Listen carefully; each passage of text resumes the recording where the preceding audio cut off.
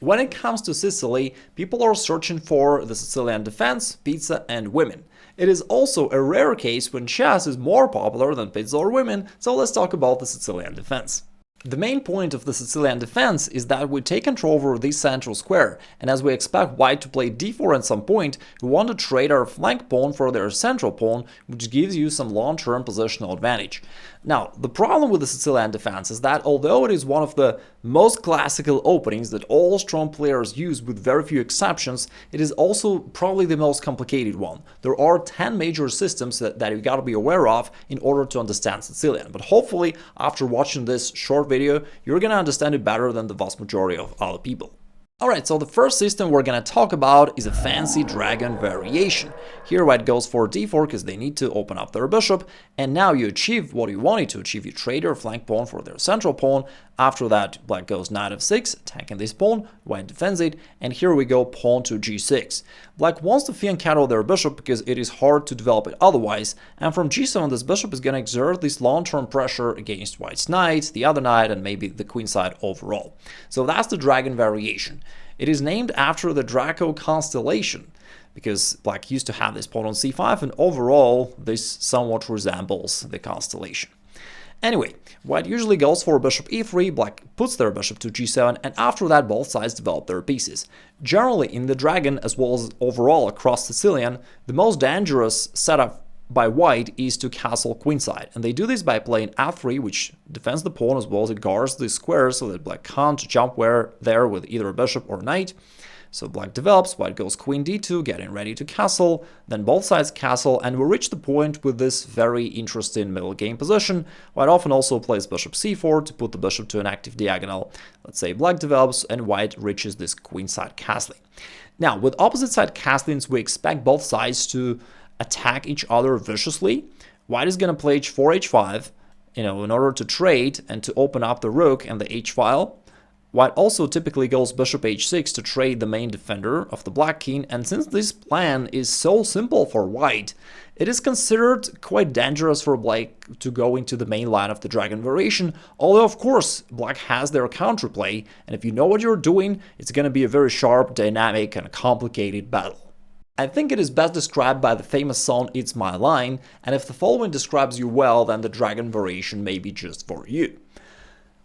This ain't opening for the broken-hearted, no silent lines for faith departed, and I ain't gonna be just a pawn in the crowd, you're gonna hear they scream when I play it all out.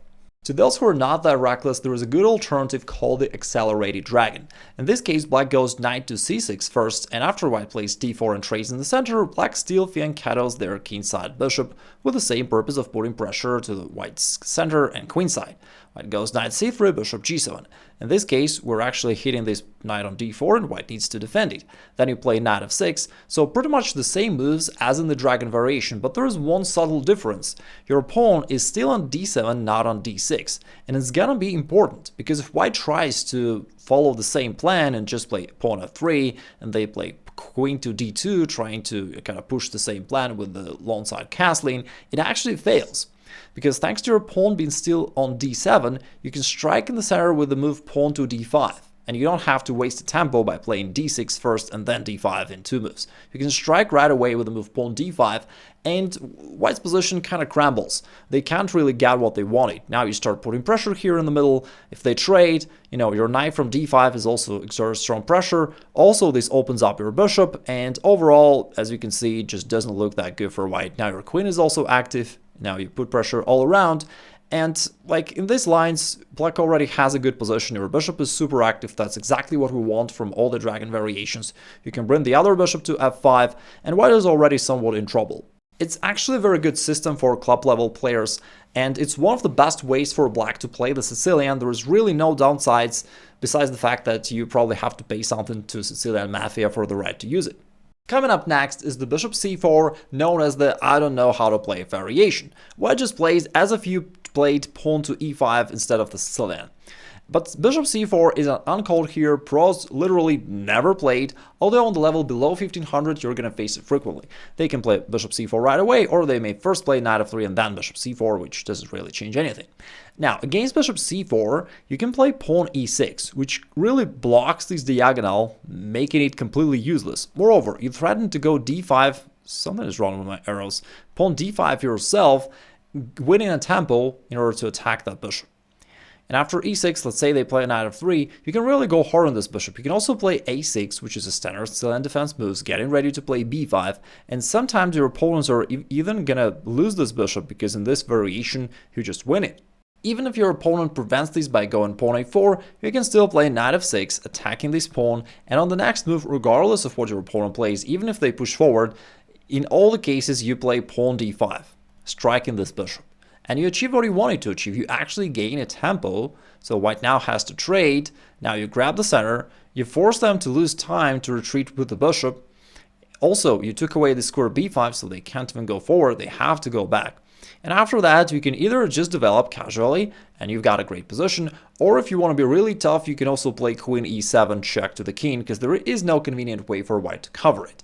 They have to play a king move and lose the right castle, which is inconvenient, because if they try to cover, then you just play d4 and you win a piece thanks to this pin.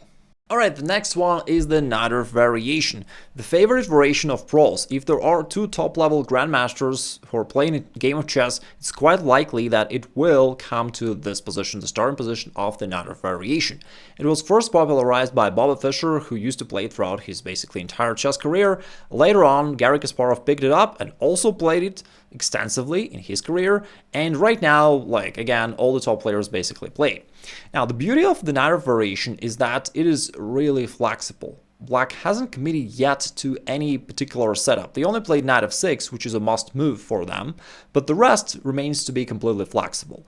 For example, you can always play b5 if necessary. If, let's say, at some point white develops the bishop right there, you're always ready to strike it with b5, and then your pawn can go forward and kick off this knight from c3. Also, if white plays passively, let's say, something like bishop e2, then you can be more ambitious, and instead of playing pawn to e6, you can play pawn e5, grab space in the center, and chase away this knight. Also, notice that our pawn from a6 controls this square, so white can't go forward, they'll have to go back. So e5 is an option. Although, if, let's say, white chooses to play bishop g5, putting pressure down here, then you may say, okay, e5 might be not as good, because in this case, like, down the road, after this knight retreats, this square on d5 may be vulnerable. And then you say, okay, you know what, I'm gonna play pawn e6, and then I, defend my knight, but also I cover this square. So you see, this is really, really flexible. After all, you can even switch back to the dragon variation if you want to on the next turn. So because it's so flexible, you can always choose the best setup depending on what your opponent plays. But with that being said, although it's objectively a really good variation to play, and again, there is a reason why all the top players play it, but it's also very complex, and frankly, I would not recommend that you play it unless you are rated 2000 or above. That said, I don't want to discourage you. I understand that it might seem like 2000 rating is something very difficult to achieve. In fact, it is not true, and recently I recorded a video with 2 main rules that you need to know in order to reach that rating level, and I'll drop a link below in the description so you can check it out later, and hopefully you will get to this level much faster. The next setup is the classical variation of the Sicilian defense. It is called that way because you do play the most classical moves indeed. You develop your minor pieces as, common chess wisdom suggests you to do. Then you play knight f6, hitting this pawn, and after white defends it with their knight, you then play pawn to d6 to open a diagonal for this bishop. So this is the classical system, one of the good ways to play the Sicilian defense. However, after white goes bishop g5, white has a somewhat greater initiative, and that's the reason why this is still not the most popular setup for black. And it's still playable because on amateur level, most players play bishop e3, kind of trying to push the same plan, that we discussed earlier against the dragon variation with the queenside castling. But in this case, you have a very interesting opportunity to counter that. You can go knight g4, attacking this bishop and threatening to ruin their pawn structure. And after the bishop runs away somewhere, you then all of a sudden play queen b6, which hits this pawn on b2, as well as this knight on d4. And there were thousands and thousands of games where white decided to move this knight somewhere, either to retreat to b3 or to trade on c6. But then instead of recapturing, you just play queen f2, boom, checkmate. The next one is a so-called French variation of the Sicilian defense. And quite similar to the French defense, this is a more positional setup, and it's actually a very good entry point for you to start playing the Sicilian defense without the necessity to learn a whole lot of variations or being willing to counter those crazy lines with mutual attacks and sacrifices. Again, one of the good ways for you to start playing the Sicilian defense. In fact, it's been one of my main opening weapons that I've been playing throughout the years, both on intermediates and all the way up to GM level, and has been serving me really well. On the next move, you also play an interesting move, Queen C7.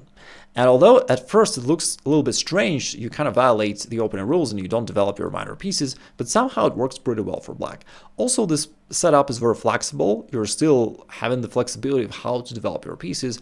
And another big advantage of this setup is that the most dangerous plan with a queenside castling here does not work against it. So if your opponent tries to play this, you then play knight f6, and after queen d2 you play bishop b4. Something that you rarely have an opportunity to do in the Sicilian, but here it's kind of annoying. And you actually threaten knight takes c4 because of this pin. They need to defend this pawn, so they go pawn f3, now you strike in the center with pawn d5. If they trade it, good for you, you recapture with a knight, still reinforcing all your threats, and your position is great. If they try to maintain their position, then it loses to another sudden move, pawn e5, attacking this knight, and after it goes, you push forward with d4 and you win a minor piece thanks to this double attack. You can't imagine how many blitz games I won following this exact move order. The next setup is a so-called Pelikan or Sveshnikov variation of the Sicilian defense. Initially you develop both your knights, but then you play a more ambitious move, pawn to e5. This is a more aggressive way for black to play the Sicilian, and now you want to gain some space in the middle of the board as well as to hit with this knight on d4. Now, the knight should go, and of course, white does not want to just passively retreat back. The best thing for white to do is to go forward with knight to b5. However, on amateur level, quite often they'll just trade on c6, which is nice for you because now you reinforce your center. Your flank pawn moves closer to the center. Now it controls this square. In the future, you can even play d5 and grab the center completely, and that's great for black. So instead, the right way for white is to jump with their knight to b5. And here white tries to capitalize on the weakness of your position, which is this hole on d6 and maybe this square d5. In order to cover that weakness, black goes pawn to d6, and after that white continues with bishop g5. They want to pin this knight so that their other knight is ready to go on d5 and to occupy another weakness of black's position. However, black has their pros as well.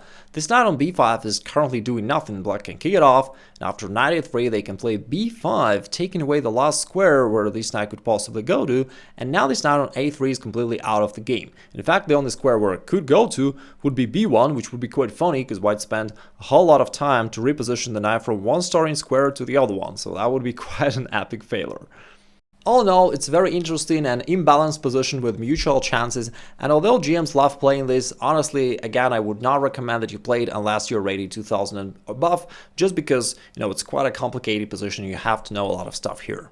There is another popular system that white can initiate. It is the Smith-Morra Gambit, where white gambits a pawn seeking quick development and hoping to develop a crushing attack. After that, both sides develop their pieces, and there is a very common trap here in this line. If black feels uncomfortable developing their knight because it can be attacked, they may play d6 first, but after bishop c4, black feels that it's now safe to bring the knight out to f6. However, it's not the case because white can strike in the center with a pawn to e5. And all of a sudden, it turns out that white has a really strong attack. For example, if black trades on e5 and accepts the gambit pawn, then bishop takes f7 just wins the game. It distracts the king from the defense of the queen, and after that, the queen is lost and white wins the game. Of course, black could have and should have played better, but anyway, it illustrates what white is hoping for in the Smith-Morra Gambit. They're hoping for quick and natural development, and after that, rushing to their attack. Overall, it's a very good system for white to play. I've got a dedicated video about it, so if you're curious, I'll link it below in the description. The next setup works really well on amateur level. It is a so-called Löwenthal variation of the Sicilian defense, where you strike early with the move pawn to e5, attacking this knight.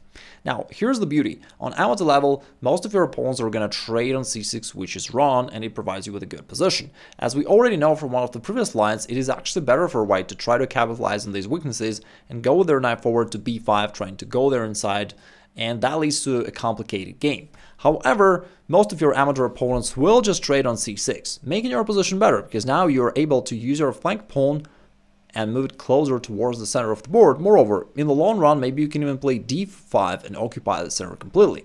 But right now, you just have this very natural development. You can bring the bishop there to c5 or maybe to b4 and to pin this knight. You've got this semi-open juicy file for your rook, and overall life's great. So that's one of the ways that you can really play the Sicilian defense easily and successfully. It's also worth mentioning the Alapin variation of the Sicilian defense, pawn to c3, the system that can be initiated by white. Here white says, I know, you want to trade off my central pawn for your flank pawn, and I'm not going to give it to you. I'm going to play pawn to c3, and if you play any irrelevant move, for example knight c6, which is the most played move on amateur level, and it is wrong because it doesn't do anything against your opponent's plan, white is capable of playing pawn d4, and now that's exactly what they want. They build their strong center, and if you trade, they don't lose their central pawn because they replace it with the other one, and they achieve this perfect setup. For that reason, it's actually quite a good opening for white to play the Alapin variation. Now, what's the correct way for black to counter the Alapin? Well, the correct way is to use the downside of this move pawn to c3. It obstructs development of the knight. White's knight cannot go to c3, and if white had this knight on c3, it would control these two important central squares. However, in the Alapin variation, that's not the case. So these squares are not controlled by white, meaning that you can strike there either by playing d5 right away or by going knight f6 and hitting this pawn on e4. So both these options, knight f6 and d5, are good options to counter the Alapin and to reach a good position. Anyway, the position remains to be interesting. For example, in one of the main lines of the Alapin, it could be that we will reach the point with the isolated pawn in the center of the board, which is a weakness, but on the other hand, white has easy development, and sometimes if black doesn't know what they're doing, they can easily get in trouble.